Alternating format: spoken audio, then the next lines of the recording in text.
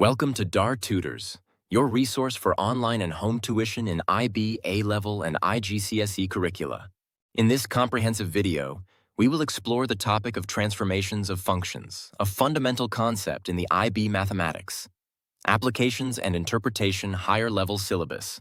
Our focus will be on translations, stretches, reflections, and the reciprocal function y equals 1 over f of x. We will also examine combinations of these transformations. By the end of this video, you will be able to apply and combine these transformations to sketch graphs and determine the equations of transformed functions. We'll begin with the first type of transformation, translations. A translation is a slide. It shifts the entire graph without changing its shape or orientation. There are two main types of translations, vertical and horizontal. Let's first look at vertical translations.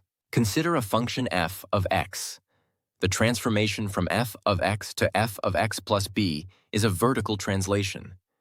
This means we add or subtract a constant b to the entire function's output. If b is positive, the graph shifts upwards by b units. If b is negative, it shifts downwards by b units. For example, consider the basic parabola y equals x squared. If we transform it into y equals x squared plus 2, the entire graph moves up 2 units. Every point on the original parabola, including the vertex, has its y-coordinate increased by 2. It's a simple vertical shift. Next, let's explore horizontal translations. This transformation involves changing the input, x, rather than the output, f of x. The transformation is from f of x to f of x minus a. Notice the subtraction inside the parentheses. This is a horizontal translation of a units. Here's a crucial point. The sign is counterintuitive. If a is positive, the graph moves to the right. If a is negative, the graph moves to the left. The reason for this is that to get the same y value as before, the new x value has to be different. For y equals f of x minus a, to achieve an output f of x naught, the input must be x naught plus a. So the point shifts to the right. Let's use our parabola example again. The function y equals the quantity x minus 3 squared corresponds to a translation of 3 units to the right. The vertex shifts from the origin to the point, 3, 0. This is a horizontal shift of 3 units in the positive x direction. So we can summarize both horizontal and vertical translations in a single powerful form. The transformation y equals f of the quantity x minus a plus b represents a horizontal translation of a units and a vertical translation of b units. The entire graph is shifted. This combined shift can be represented as a translation vector. The vector with components a and b signifies a units right and b units up. Remember the rules. Right if a is positive, left if a is negative, up if b is positive, down if b is negative. Let's work through an example. Suppose we have a function y equals f of x, and we want to find the equation of a new function g of x that is translated from f of x by the vector 2, 1. Here's our translation vector. The 2 in the top position indicates a horizontal translation, and the negative 1 in the bottom position indicates a vertical translation. This means we are translating the graph 2 units to the right and 1 unit down. To get the formula for g of x, we apply these changes to f of x. The right 2 means we subtract 2 from the x inside the function, so we get f of x minus 2. The down 1 means we subtract 1 from the entire function, so we get f of x minus 2 minus 1. So, our resulting function is g of x equals f of the quantity x minus 2 minus 1. A common type of problem in IB involves finding the corresponding point on a transformed graph. Let's use our previous example. Suppose the point IR1, 5 lies on the graph of y equals f of x. We want to find the coordinates of the corresponding point on the graph of g of x equals f of x minus 2 minus 1. Here's the original point and the transformation rule. The transformation rule tells us exactly how the x and y coordinates change. First, consider the x coordinate. The minus 2 inside the function means we add 2 to the original x coordinate to find the new one. So our new x-coordinate is 1 plus 2, which is 1. Next, for the y-coordinate, the minus 1 outside the function means we subtract 1 from the original y-coordinate. So the new y-coordinate is 5 minus 1, which is 4. Therefore, the point 1, 5 on f of x corresponds to the point 1, 4 on g of x. It's simply applying the translation vector to the point's coordinates. We will now shift our focus to stretches. Unlike translations, stretches change the shape of the graph by expanding or compressing it. Stretches are also known as dilations. We'll examine vertical and horizontal stretches separately. Let's start with vertical stretches. A vertical stretch is defined by the transformation y equals p times f of x, where p is a positive constant. If p is greater than 1, the graph is stretched away from the x-axis. If p is between 0 and 1, the graph is compressed towards the x-axis. For a point, xy, on the original graph, its image is xpi. The distance from the x-axis is multiplied by p. Consider the parabola e equals x squared. The graph of y equals 3x squared is a vertical stretch of y equals x squared by a factor of 3. Every y-coordinate is tripled. The graph is narrower. On the other hand, the graph of y equals 0.5 squared is a vertical compression by a factor of 1/2. Every y-coordinate is halved, making the graph wider. Now let's discuss horizontal stretches. A horizontal stretch is given by the transformation y equals f of q times x, where q is a positive constant. This transformation stretches or compresses the graph horizontally. Here's another counterintuitive rule. The scale factor for a horizontal stretch is 1 over q. That's the reciprocal. So, if q is greater than 1, the graph is compressed towards the y-axis. If q is between 0 and 1, the graph is stretched away from the y-axis. The point, xy, becomes xqy. Let's revisit our parabola. The graph of y equals the quantity 2x squared is a horizontal compression of y equals x squared by a factor of 1/2. Every x-coordinate is halved. The graph is narrower. The graph of y equals the quantity 0.5 squared is a horizontal stretch by a factor of 1 over 0.5, which is 2. Every x-coordinate is doubled, making the graph wider. So we've seen a vertical stretch by p and a horizontal stretch by 1 over q. What if we have a function like y equals p times f of x? Interestingly, in the case of a quadratic, a vertical stretch by p is equivalent to a horizontal compression by a factor of 1 over the square root of p. This is because y equals p times x squared can be rewritten as y equals the quantity square root of p times x squared. For most functions, however, vertical and horizontal stretches are distinct operations. An important concept with stretches is the invariant point. An invariant point is any point on the graph that doesn't move after a transformation. For a vertical stretch, the entire x-axis is invariant.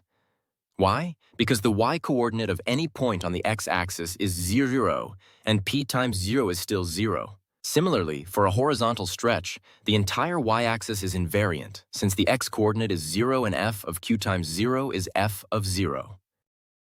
Let's work through an example combining a stretch and finding a point. Suppose f and g are functions such that g of x equals 3 times f of 2x. The question asks what transformations are needed to map y equals f of x onto y equals g of x. When there are multiple transformations, it's best to analyze them one by one. The most reliable order to apply them is stretches, then reflections, then translations, or SRT. Using SRT, we first handle stretches. There is a vertical stretch by a factor of 3, indicated by the 3 multiplying the function. There is also a horizontal stretch. The 2 multiplying the x means a horizontal compression with a scale factor of 1/2. No reflections or translations in this case. Now for part B. Find the image of the point r2, 1 on y equals f of x. The original point is r2, 1. The vertical stretch by 3 multiplies the y-coordinate. So 1 times 3 is 3. The horizontal stretch by half multiplies the x-coordinate. So 2 times 1/2 is 1. The image point is 1, 3. Part C asks the reverse. Find the point on f of x which maps onto the image point 2/3 on y equals g of x. This time, we are given the image point 2/3 and want to find the original point. We perform the inverse operations. To find the original y, we divide the new y by 3, so 3 divided by 3 is 1. To find the original x, we multiply the new x by 2, so 2 times 2 is 4. The original point was 4 or 1. Our next transformation is reflections.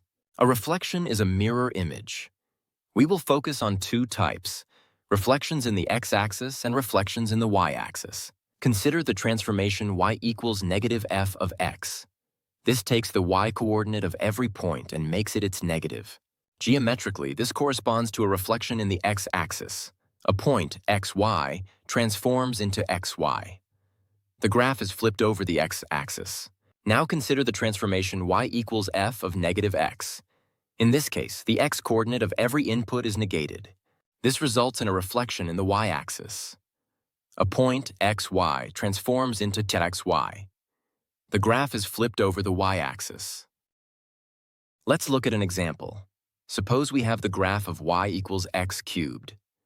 We'll sketch its reflection in the x-axis and in the y-axis. The original graph of y equals x cubed passes through the origin. This will be our reference.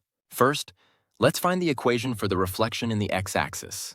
This is y equals negative f of x. Substituting x cubed for f of x, we get y equals negative x cubed. Graphically, the portion that was above the x-axis is now below it, and the portion that was below is now above. Next, let's find the equation for the reflection in the y-axis.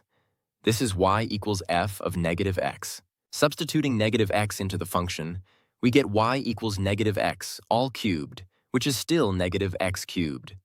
So, for the function y equals x cubed, reflecting in the y-axis produces the same result as reflecting in the x-axis. This happens because the function is odd. A point, xy, becomes odd xy. This example highlights a key property. For even functions, y equals f of x and y equals f of negative x are identical. For odd functions, y equals f of x and y equals negative f of x are identical.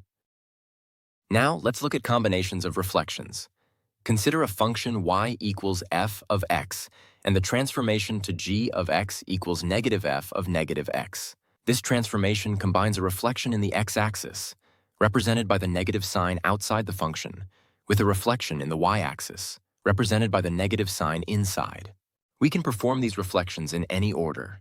Reflecting in the y-axis first maps xy to xy, then reflecting the new point in the x-axis maps it to xy. Alternatively, reflecting in the x-axis first maps xy to xy, then reflecting the new point in the y-axis maps it to xy. The result is the same. Geometrically, this is equivalent to a rotation of 180 degrees around the origin. We will now cover the final type of transformation, the reciprocal function. This transformation takes any function f of x and creates a new function by taking its reciprocal y equals 1 over f of x. The relationship between the graphs of a function and its reciprocal has several key properties. First, the zeros of the original function f of x become the vertical asymptotes of 1 over f of x. This is because we cannot divide by 0. At every point where the original function crosses the x-axis, the reciprocal function will have a vertical asymptote. Second, the local maximum points of f of x correspond to local minimum points of 1 over f of x. Imagine the peak of a mountain. If you stand on it and look at the ground, it's the lowest point from your perspective. Third, the local minimum points of f of x correspond to local maximum points of 1 over f of x. A valley becomes a peak in the reciprocal view. Fourth, any vertical asymptote in the original function f of x becomes a 0 in the reciprocal function 1 over f of x. This is because if f of x approaches infinity, its reciprocal approaches 0. Fifth, the function sign does not change. If f of x is positive, 1 over f of x is also positive. If f of x is negative, 1 over f of x is also negative. Finally, there are the invariant points where the two graphs intersect. These occur where the y value is 1 or negative 1. This is because the reciprocal of 1 is 1 and the reciprocal of a 1 is 1. These points remain fixed under the transformation. Let's apply these rules to sketch the reciprocal of a parabola. Consider the parabola e equals the quantity x minus 1, all squared minus 2. This is y equals x squared translated 1 unit right and 2 units down. Its vertex is at 1, 2. First, we find the x-intercepts, or zeros, of the original parabola. Setting y equals 0, 0, we find the intercepts are at x equals 1 minus the square root of 2 and x equals 1 plus the square root of 2. These two values will be the vertical asymptotes of our reciprocal function. The local minimum of the parabola is at 1, 2. This will correspond to a local maximum on the reciprocal function. The x-coordinate remains 1, and the new y-coordinate is the reciprocal of 2, which is 1 tuao. So the maximum is at 1, 1 xiu. Finally, we can sketch the graph. Since f of x is negative between its roots, its reciprocal will also be negative. The graph will rise from negative infinity along the asymptote, reach its local maximum at 1/1/7, and then fall back towards negative infinity along the other asymptote. Outside the asymptotes, where the original parabola is positive, the reciprocal will also be positive, approaching the x-axis, y per 0, as x approaches infinity. This gives us the full shape of the reciprocal hyperbola. So far, we've examined each transformation individually. The real power comes when we combine them. In the IBAIHL course, understanding the order of operations for transformations is critical. The recommended order to apply transformations is stretches, reflections, then translations. Remember the acronym SRT. This order helps ensure you get the correct result every time. Stretches and reflections affect the shape and orientation, while translations just shift the final result. Let's consider this general transformation of f of x to g of x. Here, p and q control the stretches, the signs control the reflections, and a and b control the translations. Let's work through a full example using the SRT order. Describe the sequence of transformations that maps the graph of y equals x squared to y equals 2 times the quantity x plus 1, all squared minus 3. Here is our starting function, y equals x squared, and our final function. To match this form, we can identify our parameters. P is 2, Q is 1, A is 1, and B is 3. Following the SRT order, we first look for stretches. P equals 2 indicates a vertical stretch with a scale factor of 2. Next, reflections. Since both P and Q are positive, there are no reflections. Finally, translations. A equals 1 means a horizontal translation of 1 unit to the left. B equals 3 means a vertical translation of 3 units down. So the sequence of transformations is a vertical stretch by a factor of 2, followed by a translation of 1 unit to the left and 3 units down. Here is a challenge problem that requires careful attention to the order of operations. Find the equation of the resulting graph when y equals x squared is translated 2 units to the right, then reflected in the x-axis, and finally vertically stretched with a scale factor of 4. We must follow the sequence as given, not the SRT order. Step 1. Translate 2 units right. This means replacing x with x minus 2, so we get y equals the quantity x minus 2 squared. Step 2. Reflect in the x-axis. This means negating the entire function. So we get negative times the quantity x minus 2 all squared. Step 3. Vertically stretch with scale factor 4. This means multiplying the entire function by 4. So the final function is g of x equals negative 4 times the quantity x minus 2, all squared. Now let's see what happens if we mistakenly use the SRT order. A stretch by 4, then a reflection, then a translation. We would have gotten g of x equals negative 4 times the quantity x minus 2 squared. Wait, the answer is the same. Did the order not matter here? This is an important exception. When a stretch and a reflection both happen outside the function, their order doesn't change the final outcome. Similarly, when they both happen inside, their order also doesn't matter. The key distinction is between transformations outside and inside the function. A translation, however, will always affect the position of a stretched point differently than it would an unstretched point, so the order of stretches and translations is always important. A special case of transformations involves rational functions, especially hyperbolas. Consider the general rational function. We often need to find a combination of transformations that maps the basic hyperbola y equals 1 over x to this more general form. Let's take the example y equals the quantity 10x plus 11, all over the quantity 2x plus 3. The first step is always to perform polynomial long division to rewrite the function in a more recognizable form. 10x plus 11 divided by 2x plus 3 is 5, with a remainder of negative 4. So we can write it as 5 minus the quantity 4 over 2x plus 3. Now, the denominator 2x plus 3 can be factored as 2 times the quantity x plus 1.5. So our function is y equals 5 minus 2 over x plus 1.5. Let f of x be our base function, 1 over x. Our transformed function is g of x equals negative 2 times f of x plus 1.5 plus 5. Now we can easily list the transformations using the SRT order. First, stretches. We have a vertical stretch by a factor of 2. There's no horizontal stretch. Second, reflections. The negative sign in front means a reflection in the x-axis. Third, translations.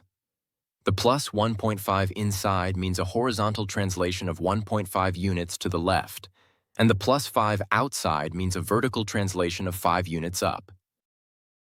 Domain and range are key concepts in the IB/AI/HL course.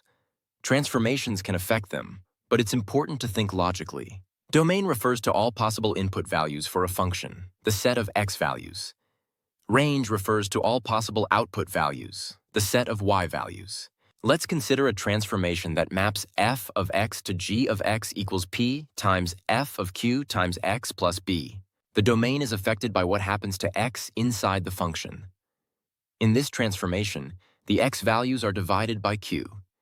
This means if the original function f was defined for x in an interval cd, the new function g will be defined for x values that, when multiplied by q, fall within that original interval. The new domain is CQ-dkt. The range is affected by what happens outside the function. The output of f is multiplied by p, and then b is added. If the original range of f was CD, the new range of g will be pc plus b, pp plus b if p is positive. If p is negative, the order reverses to p plus b, pc plus b. Let's look at an example. Suppose the function f of x has domain 2 to 3 and range 1 to 7. Find the domain and range of g of x equals 3f of x plus 4 minus 1. The domain is from a 2 to 3 and the range is from 1 to 7. First, the domain. The transformation inside is x plus 4. This corresponds to the x in the general form. So the new domain x plus 4 must be between 2 and 3. Subtracting 4 from all parts gives a new domain from 6 to 1. Now the range. The range is between 1 and 7. The vertical stretch by 3 gives new values from 3 to 21. Then the vertical translation of 1 shifts these down to 4 and 20. The new range is 420. To consolidate your understanding, let's look at another example. Suppose you are given the graph of a function y equals f of x, and you need to sketch the graph of y equals negative 2 times f of the quantity x plus 1. This requires applying multiple transformations in the correct order. Here is the sketch of y equals f of x. Let's break down the transformation using the SRT rule. First, the stretches. The 2 in front means a vertical stretch by a factor of 2. Next, the reflection. The negative sign means a reflection in the x-axis. Finally, the translation. The plus 1 inside the function means a horizontal translation of 1 unit to the left. The constant outside is 0, so no vertical translation. Let's perform these step by step on the graph of f of x. First, we sketch the vertical stretch, y equals 2f of x. We take key points and double their y-coordinates, stretching the graph away from the x-axis. This gives us our intermediate graph. Second, we reflect this new graph. Y equals 2f of x in the x-axis. This flips the graph over the x-axis, changing the sign of all y-coordinates. Our intermediate graph now becomes y equals negative 2f of x, shown in green. Finally, we translate the green graph 1 unit to the left to get our final function. G of x equals negative 2f of the quantity x plus 1. We slide the entire graph to the left. By following the SRT order systematically, we have successfully sketched the graph of the transformed function. We have now reached the 10-minute mark. If you find these explanations clear and helpful, please consider contacting DAR Tutors. We offer expert online and home tuition tailored to the IB, A-Level, and IGCSE curricula. Visit our website or call us to learn more about how we can support your academic journey. Now, let's continue with an IB-style practice question. Here is our first IB-style practice question. Question 1. The point = 6 lies on the graph of y equals f of x. Find the corresponding point on the graph of g of x equals 1/2 f of x minus 2 plus 3. Take a moment to solve this yourself before I present the solution. Let's review the solution. We need to find how the transformation affects the point, xy equal 1, 6. The general transformation rule is that a point, xy, becomes x plus a pi plus b. In our case, the minus 2 inside means a equals 2, the 1/2 outside means p equal 1/2 of, and the plus 3 outside means b equals 3. So our transformation on a point is marsh xy maps to x plus 2 1/2 b plus 3. Applying this to our point, 1, 6, we add 2 to the x-coordinate to get 1. And we multiply the y-coordinate by 1/2 and add 3, which gives us 6. So the corresponding point on the graph of g of x is 1, 6. Question 2. Find the equation of the resulting graph h of x when f of x equals the square root of x is reflected in the x-axis, then translated through the vector 2, 3. Notice the sequence of transformations is specified. You must follow it precisely. Take your time to write out the equation. Let's work through the solution. We start with the function f of x equals the square root of x. First, we reflect in the x-axis. This corresponds to the transformation negative f of x, so our function becomes negative square root of x. Second, we apply the translation vector 2, 3. This means we translate 2 units to the right and 3 units down. To translate right by 2, we replace x with x minus 2. To translate down by 3, we subtract 3 from the entire function. Be careful to apply this to the function from the previous step. The resulting equation for the graph h of x is negative square root of the quantity x minus 2 minus 3. Question 3. The graph of y equals 1 over x is transformed by a translation through the vector negative 1, 3, followed by a horizontal stretch with a scale factor of 1/2.